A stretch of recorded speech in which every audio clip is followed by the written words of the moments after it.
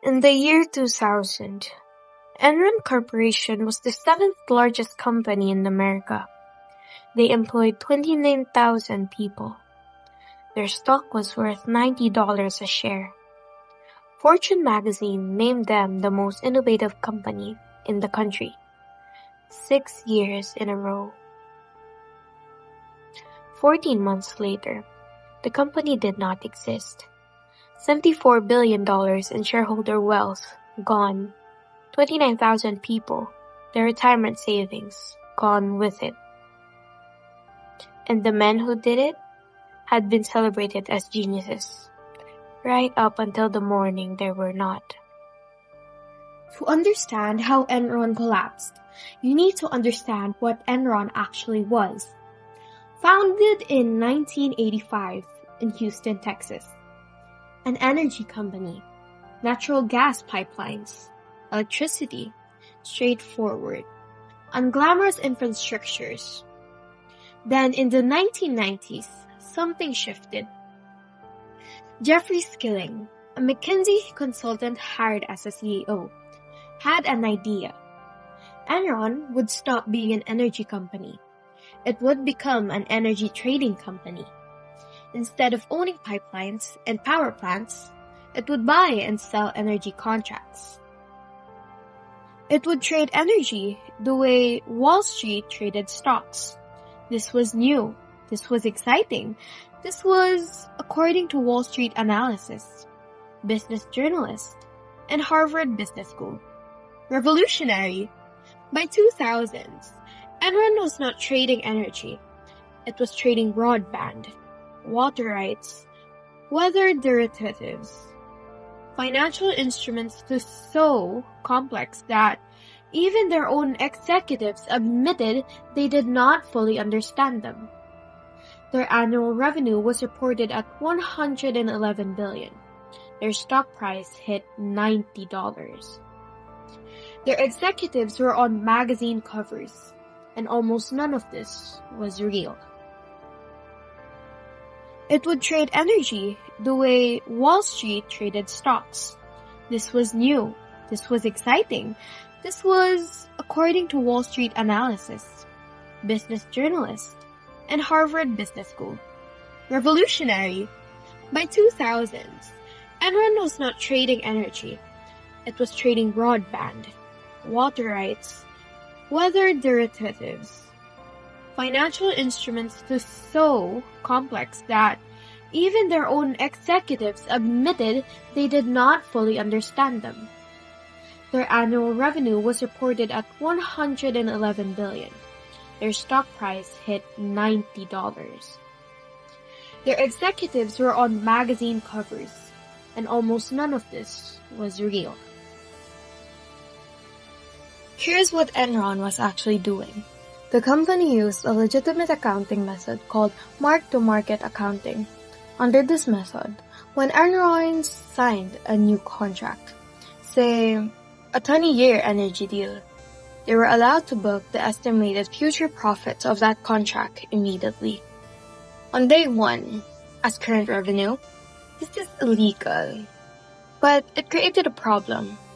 To keep the stock prices rising, to keep showing growth every quarter, Enron needed to keep booking larger and larger future profits, which meant they needed to keep signing larger and larger deals, which meant the numbers kept getting bigger. And the gap between what was reported and what was real kept getting wider. To hide that gap, Enron's CFO, Andrew Fastow, created a network of partnership. Shell companies with names like LJM, Cayman, and Raptor. These entities existed almost entirely to absorb Enron's losses, to take the bad debt off Enron's books, and hold it somewhere investors could not see. On paper, Enron was profitable. In reality, it was drowning in debt it had hidden from its own shareholders. The accounting firm auditing all of this was Arthur Andersen, one of the 5 most prestigious accounting firms in the world. They signed off on every filing, every year, for years. In early 2001, the facade began to crack. It started with a single reporter at Fortune magazine, Bethany McLean, asking a simple question. How exactly does Enron make its money? When she interviewed Jeffrey Skilling, he became defensive, aggressive. He called her questions unethical. Then the stock prices began to slip. In August, Skilling did something unthinkable. He resigned after only 6 months as a CEO. He walked away, citing personal reasons. The market panicked. If the genius was leaving, what did he know that they didn't? The new CEO, Ken Lay, went on television, told employees and investors that the company was in great shape. He told them to keep buying the stock. While he was saying this, Enron executives were quietly selling off their own shares. They were crashing out, while everyone else was locked in. By October 2001, Enron reported a $618 million loss. The SEC launched an investigation. The shell companies, the Raptors and the LJMs, were exposed. The debt came rushing back onto the main books. The stock prices didn't just drop, it vanished. From $90 to $30 to $1. On December 2nd, Enron filed for bankruptcy. The impact was tectonic.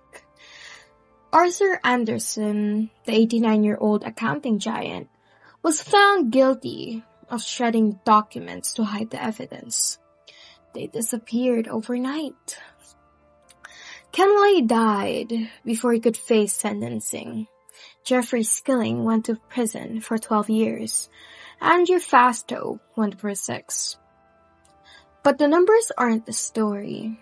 The story is 1,000 of employees who lost their pensions while the men at the top bought mansions. The story is the realization that the most innovative company in America was just a magic trick, performed by men who thought that eventually the lights have to come up.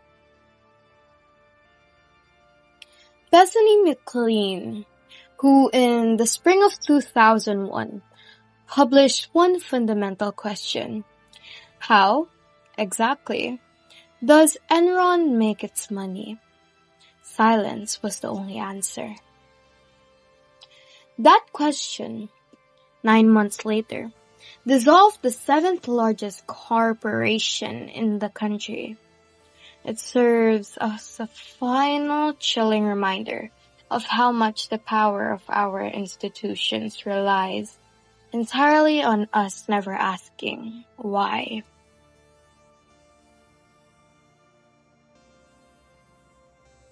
This is the reality of the Enron story. It isn't just a tale of a few corrupt individuals breaking a functional system. It is the story of a system designed to let corruption flourish, one that valued complexity over truth, optics over substance, and quarterly stock growth over the lives of thousands of people who built the firm. The analysts tracking the stock, almost all of them, told the public to keep buying until the very end. The journalists, they spent years writing praise. The auditors, they put their seal of approval on every lie. The board of directors, the very people paid to watch the gates, watched nothing. Every single safety net meant to protect the public failed or simply looked away. In the end, It wasn't a regulator or a director who toppled the giant. It was a single journalist.